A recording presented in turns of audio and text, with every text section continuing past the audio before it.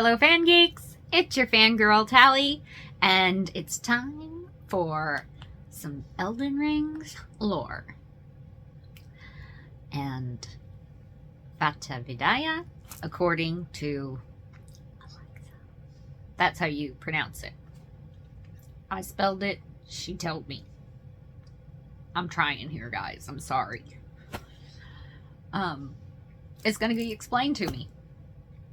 So let's check it out.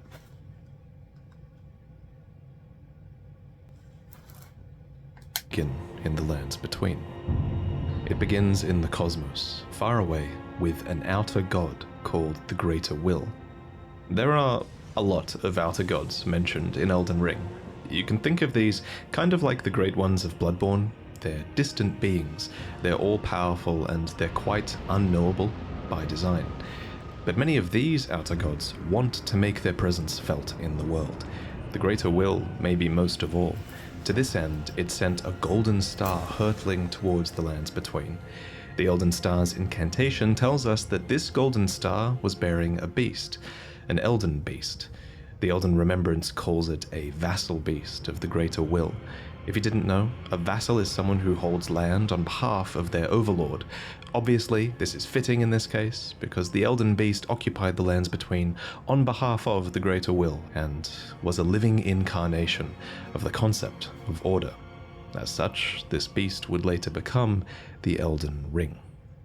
The Elden Ring itself is made up of runes of power, some great, some small, that together represent a sort of logic for the world to follow. Thus, the Elden Ring represents order. The true nature of this order is a subject of constant debate and research undergone by fundamentalists. But two of the key fundamentals are the laws of causality and regression. You can think of the law of causality as cause and effect, where actions have consequences, and those consequences are new causes that branch out into infinity. These are the relationships between things. Then there's the law of regression that states that all things eternally yearn to converge and return to their roots. Fittingly, then, the Elden Ring is housed within the Erd Tree, which towers over the lands between. Right. But it's very important to stress that life in the lands between did not begin with the Erd Tree, the Elden Ring, or the Elden Beast. No, the lands between were occupied well before the Greater Will came. There were other beings here. There were other factions here, there were other gods here, and there was even another great tree here before the Erd Tree. And this is where a huge twist regarding the Erd Tree comes in. So, there are incantations in the game called aspects of the Crucible. According to their descriptions, these are manifestations of the Erd Tree's primal vital energies, and I quote, "They are an aspect of the primordial crucible where all life was once blended together." But how could all life be blended together in the Erd Tree if the Erd Tree appeared after life existed? Well, there can only be one answer, right? That the Erd Tree is a parasite, and it took over a tree that existed here before. This ancient tree was called the Great Tree. So the Great Tree was almost certainly the location of this primordial crucible, and it must have been a very powerful primordial force for the Greater Will to have commandeered. It might even be the reason the lands between is important to the Greater Will in the first place. It also explains why spells and enemies related to the Great Tree's crucible would eventually be looked down upon. For example, the knot talisman is fashioned from a knotted vestige of the crucible, and it was considered a signifier of the divine in ancient times, but is now increasingly disdained as an impurity as civilization has advanced. Enemies related to the crucible are the Omen, the Misbegotten, and the Crucible Knights, and all three of them would be shunned, enslaved, or imprisoned. Those who speak for the Erd Tree don't want you to know its roots, so to speak. According to the spell Protection of the Erd Tree, in the beginning everything was in opposition to the Erd Tree, but through countless victories in war, it became the embodiment of order. In Marika's own words, the Erd Tree governs all. The choice is thine. Become one with the order, or divest thyself of it, to wallow at the fringes, a powerless upstart. But the Greater Will needed more than a big tree. It needed loyal agents in the lands between. To this end, it has the Two Fingers, who are its envoys. The Two Fingers heirloom has a weird picture of them, but it reads, "Of course, fingers cannot speak, yet these are eloquent. Persistently they wriggle, spelling out mysteries in the air. Thus did we gain the words of our faith." These words are interpreted by the finger readers. These are the undying old crones that you would have found throughout the lands between. They pass down the wisdom of the Two Fingers, or at least they used to. Your fingers, please, your fingers. I can read them. Most of them appear to have lost their purpose, and they're desperate to read your fingers and tell you annoying riddles, since their two fingers are likely dead. And yes, of course, there are multiple sets of Two Fingers. You would have found their corpses on the tops of the divine towers. Atop these towers, you loot the fingers in order to activate the true power of a great rune. Specifically though, you are giving benediction back to your great rune. You're taking a blessing back from the two dead fingers, essentially. This is just one of many blessings that the Two Fingers can bestow, and my point is kind of that the Two Fingers clearly have more than just influence. They have real power on some level. The Greater Will needs these powerful envoys and agents because, while it's obviously incredibly powerful, it does seem limited by a few things. First is space. The Greater Will didn't come to the lands between itself, it sent an Elden beast to do its bidding instead. Second is time. There is a moment later in the game where your pair of Two Fingers go still because they're forced to commune with the Greater Will for guidance. When they are finished, the fingers will again offer their guidance. But thousands, if not tens of thousands, of moons must first pass. No matter for me. But you, how will you ever manage to wait? So the Greater Will needs a physical manifestation of order. It needs envoys to convey its will, but what it also needs is a god. Introducing Marika the Eternal. I have this utterly enormous mind map of Elden Ring's lore, and there's a reason she's at the center. She's essentially the equivalent of Gwyn from Dark Souls, except unlike Gwyn, Marika didn't just crawl out of the dark and find power. To an extent, it seems like she earned it. We don't know much about her origins, except that she is of the Numen race, which is actually an origin that you can choose in the character selection screen. Numen come from outside the lands between, and are supposed descendants of denizens of another world, long-lived but seldom born. At some point, Marika was chosen as an Empyrean. What is an Empyrean? Well, an Empyrean is a being chosen by the Fingers as a candidate for godhood. As an Empyrean, Marika received the aid of a shadow to do her bidding.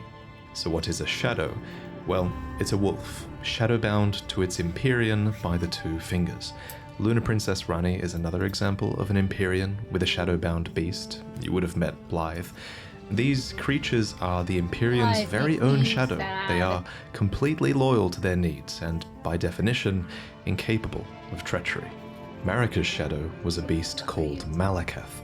Every Empyrean uses their shadow in different ways, but Marika's sole need of her shadow was as a vessel to lock away destined death. So what is destined death? Well, according to Enya, it's the rune of death. The rune of death goes by two names. The other is destined death. We mentioned earlier that the Elden Ring is made up of runes, and at some point, maybe when she was chosen as a god, Marika plucked the Rune of Death from the Elden Ring. She gave the Rune of Death to Malakath, her totally loyal shadow, who bore a black blade imbued with this rune. It's kind of genius, really. In a single act, she removed the concept of death from the lands between, while also commanding total control of death through her shadow, who could deliver it at her whim. Now, some of you might be asking, if death is removed from the lands between, how come I can kill this dog? First off, shame on you. Shame on Second, you. from a lore point of view, that dog isn't really dead. It's simply in the process of its spirit or its soul returning to the Erd Tree. Catacomb dungeons, for example, are specifically constructed near the roots of the Great Tree for this reason, so that the Erd Tree can reabsorb their ashes back into it. This process replaced the concept of a death that you were destined to have, but this random spirit outside of a catacomb dungeon says it best.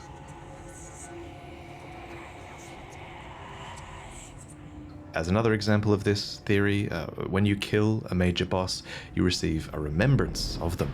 These are spirits, and they are hewn into the Erd Tree. In this way, thanks to the Erd Tree's grace, their spirits are immortalized, in a sense. This new form of death also explains what's happening when you summon spirits. From ash and return to the Erd Tree.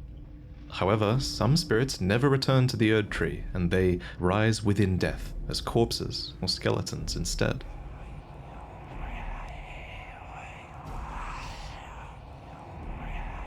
So this was the new order, and it's important to stress that it was in this moment, when the rune of death was removed, when destined death was taken, this is when order became the Golden Order.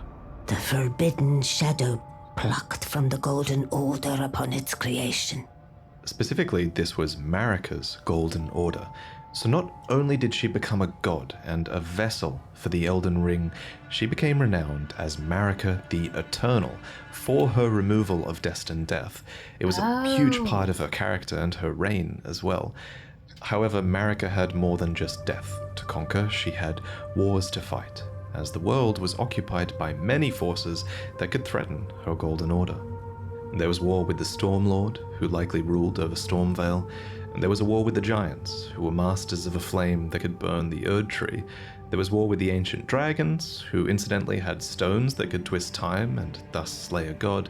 And finally, there was war brewing with the Carian royalty, who had previously obeyed laws which contravened the Golden Order. Thus, sort of similar to how the Greater Will needed an Empyrean to enforce its will, Marika herself needed someone to wage war.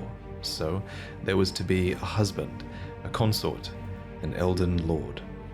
The man chosen was Hoarah, a ferocious warrior who became known as the Lord of the Battlefield. His crown was warranted with strength, and while it was for this strength that Marika married him, he was also required to take a vow to conduct himself as a lord. To suppress the ceaseless lust for battle that raged within, Hoarah took the beast regent Sarosh upon his back. You'll notice this is another example of a beast being given for the purpose of serving order. Thus, in this moment, he went from being Hoarah, warrior, to Godfrey, the first Elden Lord, consort to Queen Marika, and a certified demigod. Godfrey and Marika had 3 demigod children together. There was Godwyn the Golden, who you saw being killed in the opening trailer, and there were also the reviled Omen twins, Morgoth, who guards the Erd Tree, and Mohg, who became Lord of Blood.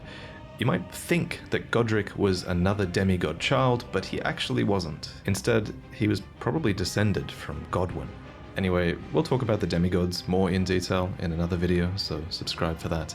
But for now, just know that Godfrey and his offspring were the first demigods, henceforth known as the Golden Lineage. In his wars, Godfrey led his 16 Crucible Knights into battle, who were named so for they fought with the primordial powers of the Erd Tree. Their incantations were aspects of the Crucible itself, and they likely fought giants, dragons, the Stormlord, and more to usher in their age, the age of the Erd Tree. In Marika's own words, "Hark, brave warriors. Hark, my lord Godfrey. We commend your deeds. Guidance hath delivered ye through each ordeal to the place ye stand. Put the giants to the sword and confine the flame atop the mount. Let a new epoch begin, an epoch glistening with life. Brandish the Elden Ring for the age of the Erd Tree."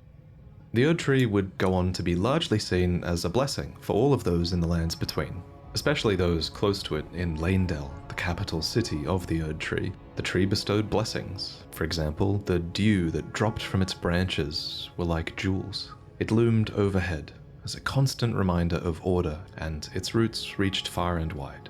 relieving many of the burden of death. In fact, Erd Tree burial was one of the highest honors a hero could receive. One by one, the previous factions of the world fell. The giants were put to the sword, and their fell god was killed by Marika herself. The ancient dragons broke down the walls of Lanedell, but met fierce retaliation. However, I think the House of the Erd Tree encountered the most trouble against the land to their southwest, Leonia. Here, the House of the Moon repelled their offensives time and time again, and I mean that literally, because there was not just one but two wars fought here, and in both of these, there was no victory for the Golden nor for the Moon. And I suspect it was probably because of these lobsters. These damn things can snipe you from like a mile away, and it's bullshit. Actually, it was probably because of the Carian knights, who, according to their weapons, were able to wield sorcerous battle skills, and despite numbering fewer than 20, this power made them a match for even the champions of gold in battle. Wow. These enchanted knights were anointed by the Lunar Queen, a young astrologer who went on to establish the House of Carian as royalty in this land. With her bewitching lunar magic, she won over the Academy of Raya Lucaria, where glintstone sorcery was studied, and united the Carian royal family and the learned scholars of Raya Lucaria defended their home from the golden aggressors. At the head of this great golden army was Radagon. Lord Radagon was a great champion, possessed of I flowing love red the locks. turtle. He came to He these reminds lands me at of the the one head from of a great Neverending golden Story. host. When he met Lady Renala in battle, These I two really wish we could champions watch clashed, movies like that fell with in you love, guys. That would be and so joined fun. their houses. Radagon once cleansed himself with celestial dew, I wonder repented if that his could be something we territorial could do with like a aggressions, membership and or swore something. his love to I know that Renala. they've The told us we Order could of do the Erd memberships. Tree I don't know how any and the of that fate works. of the moon were conjoined, and all the wounds of war forgiven. You might think it strange that the Greater Will would permit this union, but it's not too odd, all things considered. As with most From Software games, sorcery and faith are just two sides of the same coin, and both of these powers stem from the cosmos. Radagon and Renala were known to have 3 children together. Lunar Princess Rani, who inherited her mother's propensity for lunar magic, Radan, who took after his father Radagon and would go on to master gravitational magic, and Rykard, who pioneered new hex sorceries and would go on to feed himself to a I great remember being serpent. shown It that follows that fight, at some too. point after this, Marika began to That harbor was doubts. disgusting. Doubts about the Golden Order, that she had had a hand in creating. In Marika's own words, I declare mine intent to search the depths of the Golden Order through understanding of the proper way. Our faith, our grace is increased. Those blissful early days of blind belief are long past. My comrades, why must ye falter? And it's at this point that we should talk about Marika's motivations, her character. This is surely going to be one of those huge points of debate in the coming years, but for now, my working theory is that she wanted to discover the truth behind order and the truth behind the greater will, and she believed that bonds had to be broken so that they could be better understood. She believed that there was great meaning to be found in hardship. Queen Marika has high hopes for us, that we continue to struggle unto eternity. For Lord Godfrey, his struggle ended at the end of his campaigns. According to his armor, he led the war against the giants, faced the Storm Lord alone, and then there came a moment when his last worthy enemy fell, and it was then, as the story is told, that the hue of Lord Godfrey's eyes faded. In Wow. truth, he was robbed of his grace. Then Marika sent him away. My lord, and thy warriors, I divest each of thee of thy grace. With thine eyes dimmed, ye will be driven from the lands between. Ye will wage war in a land afar, where ye will live and die. This became known as the Long March of the Tarnished, as Godfrey and his tarnished descendants walked away from the lands between. But Wow. Queen Marika absolutely had a plan here, that Lord Godfrey and his descendants would one day return stronger, having struggled outside of grace. Then, after thy death, I will give back what I once claimed, return to the lands between, wage war, and brandish the Elden Ring, grow strong in the face of death. Warriors of my lord, Lord Godfrey. Soon after, she found a new husband. Either that or a new husband was found for her. When Godfrey, first Elden Lord, was hounded from the lands between, Radagon left Rennala to return to the Erdtree capital, becoming Queen Marika's second husband and king consort, Oh, taking the title of Second Elden Lord. The mystery endures to this day as to why Lord Radagon would cast Lady Rennala aside, and moreover, why a mere champion would be chosen for the seat of Elden Lord. Whatever the case, as a part of this union, Radagon's prior 3 children with Rennala became demigod stepchildren, granted grace thanks to their new family tree. Rennala was broken by this, and so was her country, Leonia. The Queen's set reads, when Rennala, head of both the Academy of Raya Lucaria and the Carian royal family, lost her husband Radagon, her heart went along with him, and then those at the Academy realized that Rennala was no champion after all. In the wake of Radagon's betrayal and Rennala's poor judgment, Leonia struggled with civil war, with the Academy of Raya Lucaria on one side and the Carian royals on the other. And it's here, during the age of the Erdtree, that Lunar Princess Rani, daughter of Rennala and Radagon, stole a fragment of the Rune of Death. It happened during the golden age of the Erdtree, long before the shattering of the Elden Ring. Someone stole a fragment of the Rune of Death from Malekith, the Black Blade. As mentioned previously, Malekith was Marika's shadow, and he had sealed destined death in a black blade. Then a fragment, only a fragment, of this Rune of Death was stolen. And once this happened, Malekith went a step further in protecting destined death. He bound the blade within his own flesh, such that none might rob death ever again. It was too late, however. This fragment of the Rune of Death was used immediately, that night, to kill a demigod, Marika's own son, Godwyn the Golden. That was the first recorded death of a demigod in all history, and it became the catalyst.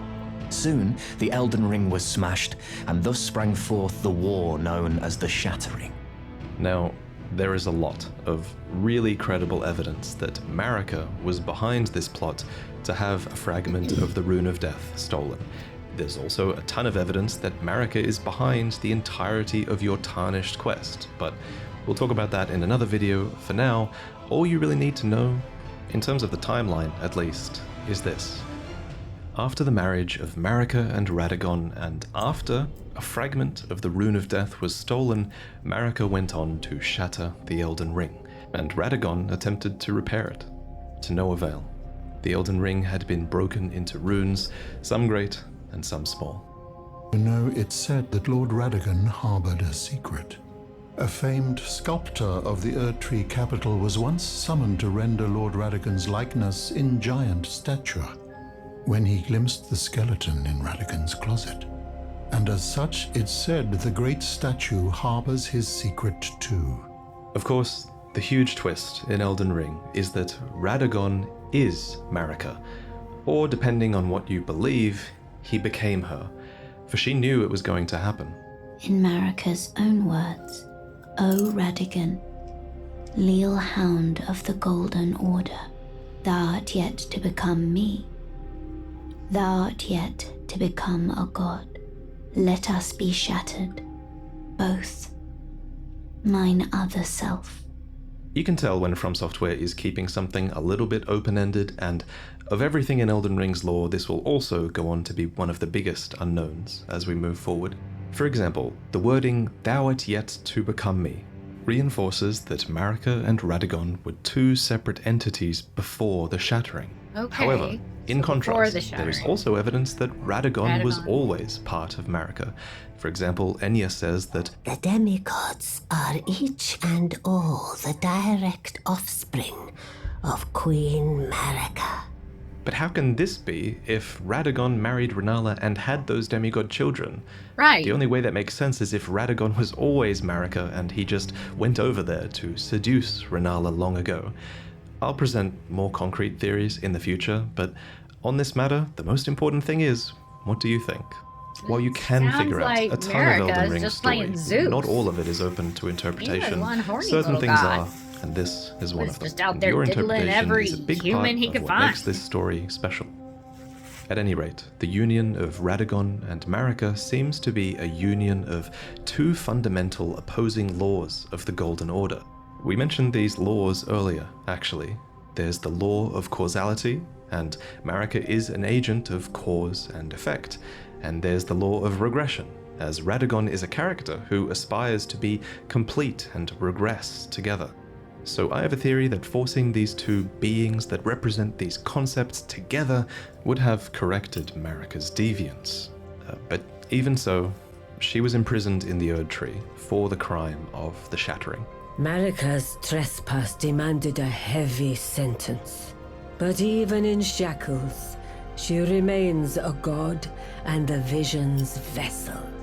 The conjoined Radagon and Marika even had two demigod children of their own, Mikola and Millennia. These two children were born afflicted. Mikola was cursed with eternal childhood, and Millennia harbored a horrific rot within. Even so, these two children were both chosen as Empyreans. They were immensely sacred beings and eligible to inherit godhood from the Greater Will. Perhaps the Greater Will was just desperate to find a worthy successor, and indeed in the Shattering War to come, many would try to claim the shards of the Elden Ring, and they would try to take the throne, including, of course, the Tarnished, who returned from their long march at long last, which we'll talk about in the next main lore video. I should probably also mention here that if you become a patron, you'll see upcoming lore videos early, as that's one of the rewards you get if you pledge to the $3 tier. And if you think my channel really adds a lot of value to the Souls games for you to the point where you pledge $20, then in this new tier you'll receive a new mug every 3 months that has a unique design on it, to do with the games by From Software. There are 4 to collect. The first one you'll get is inspired by Dark Souls, then Elden Ring, then Sekiro, and finally Bloodborne. And they all have fantastic art that I worked on with an amazing artist named Chu. But really anyway, cool. I figured this is the right place to end this video because the information here Dude, that makes me is want to going to get be on for overwhelming. editor I hubby bet for it Christmas. probably was What do you too guys overwhelming. think? Should You I know, do that? it took me ages to commit these names and the relationships they had with other characters to memory. So I hope you guys are doing all right.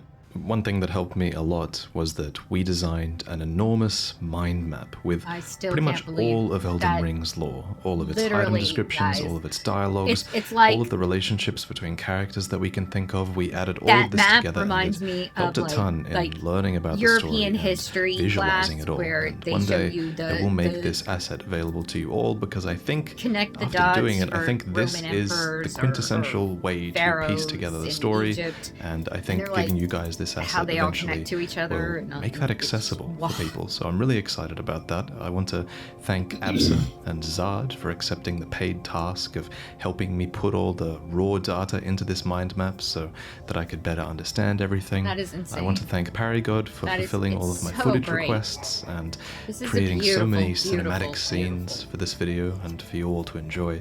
And I last of all want to thank John Devlin for the incredible thumbnail. And of course, so much work thank you for has gone watching. into this There are some story. really exciting this things video ahead, is and amazing. Don't I get me wrong. actually You guys believe have this to might go be the watch best this for story yourself. that From Seriously. Software have ever put together. I just It's think just not only are there so many amazing item descriptions, Wow. but so many of them are impactful. There are so many moments where you piece together the story This and is have just like so a eureka awesome. moment. You've done and such a great job with the video. I loved this video. The Elden Ring lore explained actually did what it said it was going to do. It explained things for me, which was great. I do actually feel like I'm starting to learn things the more I watch these videos. And And it definitely helps that Editor Hubby has played so much that he's able to drop some facts or truths when I have questions, or when I don't get something. He can come back and be like, okay, this is why, this is how, or he can angel it down for me. You know, tally talk it for me. What would you guys like to see me react to next? Comment below and let me know. I love to hear from you guys. Please remember to hit that thumbs up button, and if you haven't already, subscribe to our channel. Remember that notification bell, guys, because it'll let you know every time we update a new video hits the channel. And I will see you in the next one. Bye!